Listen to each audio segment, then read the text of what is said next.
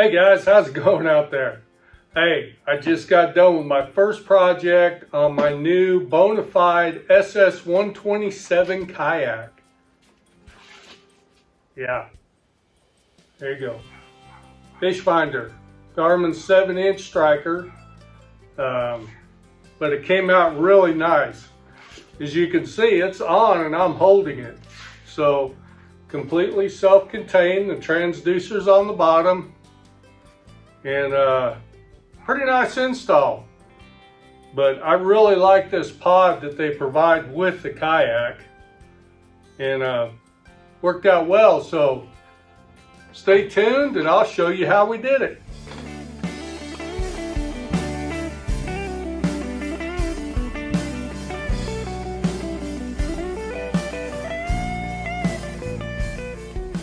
All right, so first things first. Before we tip our kayak up on its side, I put some rubber matting down to protect it. Because I don't want it all scratched up. I haven't even had this thing on the water yet. So don't forget to protect your investment, guys. Alright guys, so the first thing we want to do is determine how far out our transducer is going to be in the bottom of the hull. So if I get a straight edge, and I put it up on the outside and measure it. Got about 3.5 inches. So the transducer is about 1 inch wide. So I could go 2 2.25 out. But that would leave my transducer hanging out exposed out here in the middle. I don't know if that would be a problem, but I can always change it later. So for now, I'm going to go ahead and make that transducer flush with the center. So I got a little smaller straight edge here.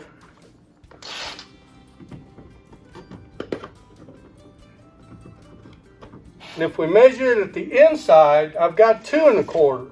So it looks like I want about a 1 to 1.25 inch spacer, so that transducer will be flush or maybe just a little bit inset. All right, so for this project, of course, we've got the pod that goes in the SS127 Kayak.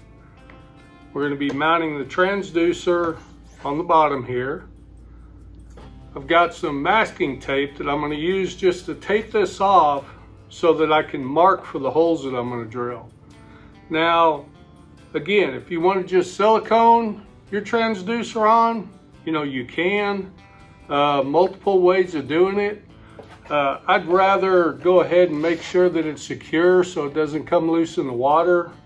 I've got some 1-inch packing foam, real soft pliable packing foam I'm going to use to put on top of this, and then have my screws come through and my transducer go right on there. So it should be pretty good when I get done.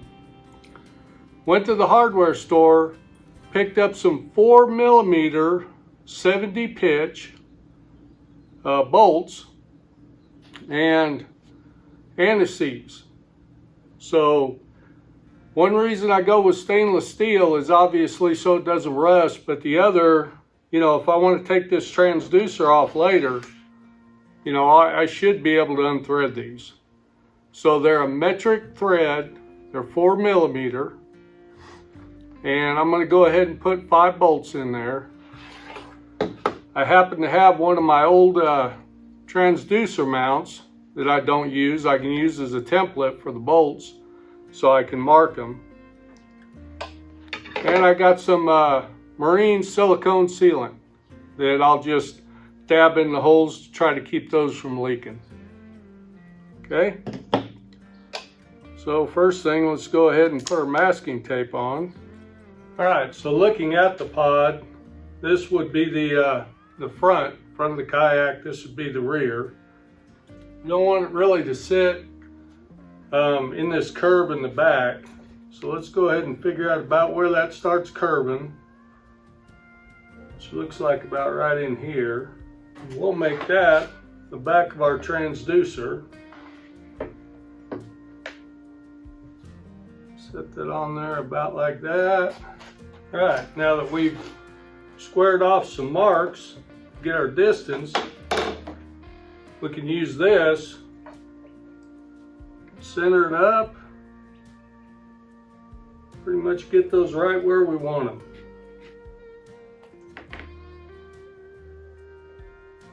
All right, so let's go ahead and drill our holes now.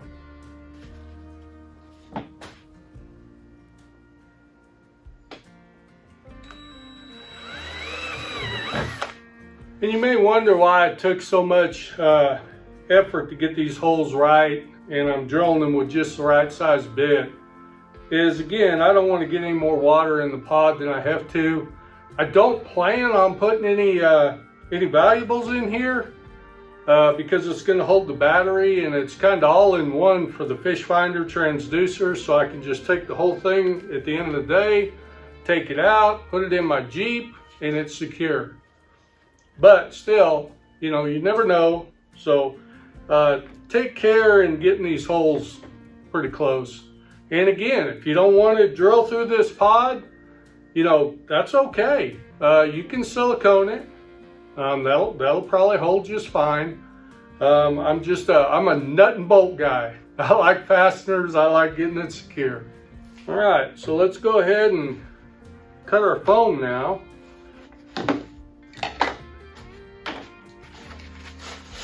This stuff's real pliable. It's I'm hoping it'll work out good. It's probably not sunlight resistant, but I really shouldn't see any sunlight, so let's go ahead and mark it. Okay, again, we'll use our straight edge. Draw a line across that.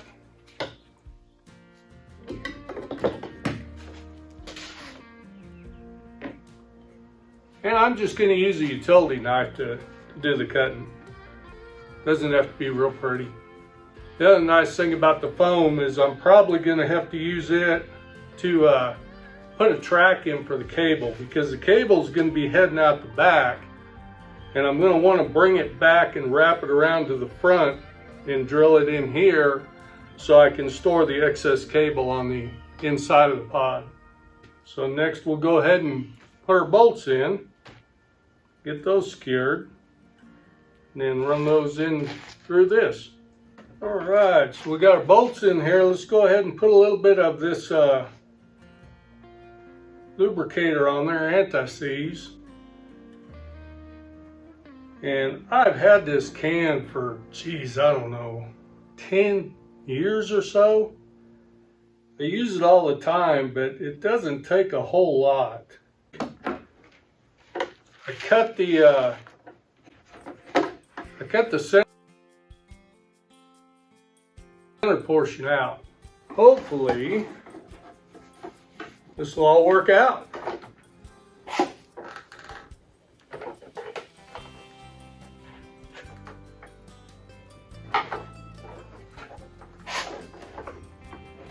First one in. I want to get at least one of the back ones in and try to figure out what I'm going to do with the cable. I think I'm going to try to go ahead and run that right in the middle.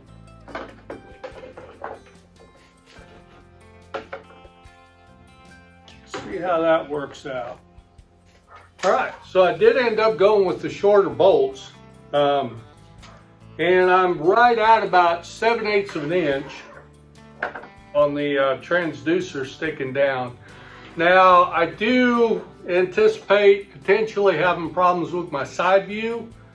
And if I do, I've got a tournament this weekend that I'm planning on going to, a kayak tournament. So if I do, I'll definitely have a revision to this, or, you know, sub this in that I put longer bolts in and extended it down a little bit farther. But I think it's going to work out all right for me. So next thing we're going to do is, and if you watched Fluke Master, Gene Jensen, he did this same thing. And I'm following a little bit of his pattern. And I'm going to do the cable the same way. As he said, Garmin loves their cable. We got lots of it. Lots of cable. So we're going to take, I'm going to go size a grommet. I've got some rubber grommets. We're going to use a hole saw to punch through here and stick our cable in there. All right, guys. So one thing I want to warn you about is, as you can see, I left a nice round loop in that transducer cable. Don't crimp that thing in too hard. Don't, because you need to maintain a bending radius. I'm going to go ahead. Another reason I wanted to use this foam in here is it gives a good soft insulation for that cable to sit on and ride. But I'm going to go ahead and use a rubber grommet. Hey, plug for Harbor Freight Tools. So I live about 50 miles from the big city. I live in a small town. So silly little things like these rubber grommets, and catch Harbor Freight on sale, and you get boxes like these for like $3. You can't hardly, start your car and drive 10 miles for $3. So these little kits like this, little parts and pieces, go ahead and stock up on some of those. It doesn't cost much. Got this cheap caliper. Now, don't get me wrong, I do some machine work, so I've got really nice calipers and some nice equipment. But for just junking around like this little plastic deal, I can throw it in my drawer. I don't have to worry about breaking it, and if I do, I'm out $5. So anyway, they're real good for measuring things like this. And it looks like I'm going to be about 1 1/8 inches is what I want my hole. It's about 1 1/8 inches, and that's going to give me an inside diameter of 5/8, just a little bit over 5/8. So that's what these are handy for. Anyway, let's go see what kind of a drill bit we got that we can use for this, and we'll drill us a hole in here. Drilling holes. Hate it. I'm going to really hate later on, I'm going to be drilling holes in my kayak, and that's where I really get nervous. But you got to do it. Measure twice, cut once. I got a 1 1/8 inch hole saw, and I'm just going to size that up on my grommet. Make sure I'm not drilling too big a hole. A few people have just taken a normal little cut or scrape and let it go, and ended up getting infections and really caused them some pain later on. Wear your gloves.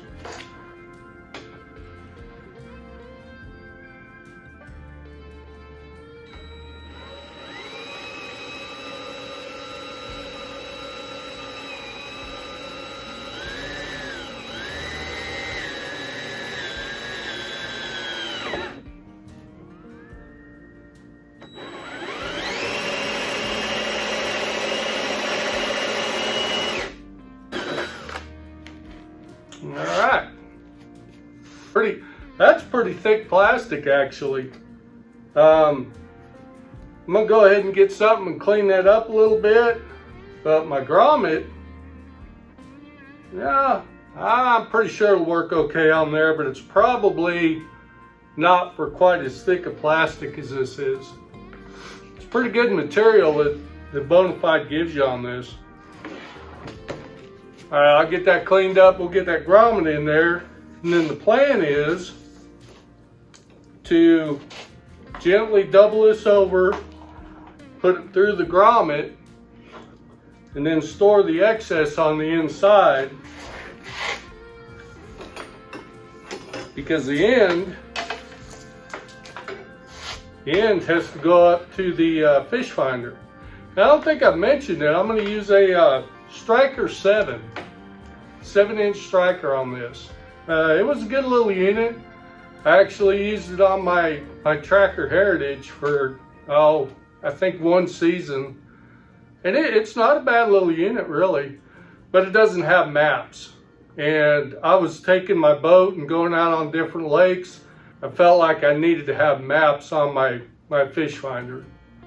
So anyway, let's get that cleaned up and we'll get right back to it.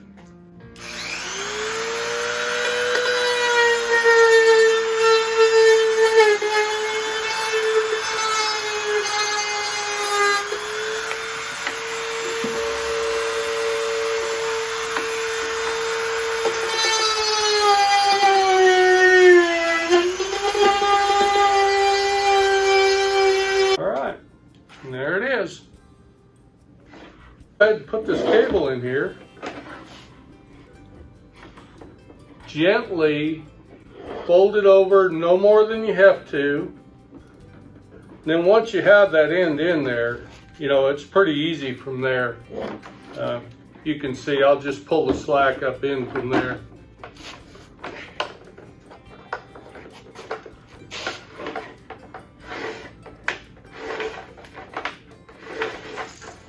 Now, I do want to make sure I keep this connection out of the water. So, and make a nice coil. And put a few zip ties on it. Right now I'm gauging about how big I can put it in there because I still got to fit a battery in here. I'm going to go see if I got a old battery in one of my Raptors that my grandson needed to wreck for me, so I'm going to go ahead and steal the battery out of there, see if it'll fit in here, put this cable in here, and we'll be right back. Let's go ahead and put the fish finder mount on. I'm not going to put a ram mount on it right now. I may later on, but for right now I think I want to keep it simple, and we'll just have that sitting right there. And I'm going to mount it fairly far back, as far back this way as I can get it for now. So again, let's go ahead and use some masking tape. Okay, and we can kind of line up the center off the hinge. Okay. Now I probably went a little out of sequence here, because you can see I probably don't want to just run that drill bit down in there because I already got cables in there.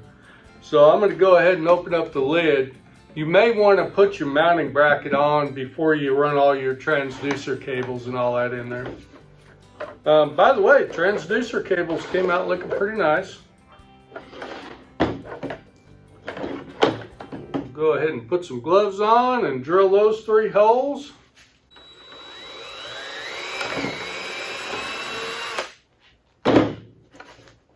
All right, we'll get some bolts and we'll put that mount on there and see what the fish finder looks like on there. And there we go, guys. The pod's done.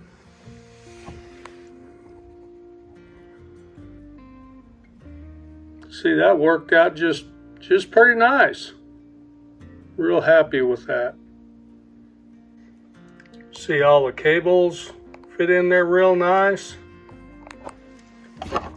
There it is, guys. Completely self-contained. Just take and throw it in the truck when you get done, or in my case, the Jeep, and you're ready to go. Now the only thing I do want to do is put a charging port on here and also double up as a like USB, so I can charge the battery and or charge my phone, my GoPros, things like that. Although you don't have a lot of battery capacity here, but still it'd be nice. All right, guys, so we'll see you on the next one. If you enjoyed this video, hit like and subscribe. Let's get out on the water and have a great day.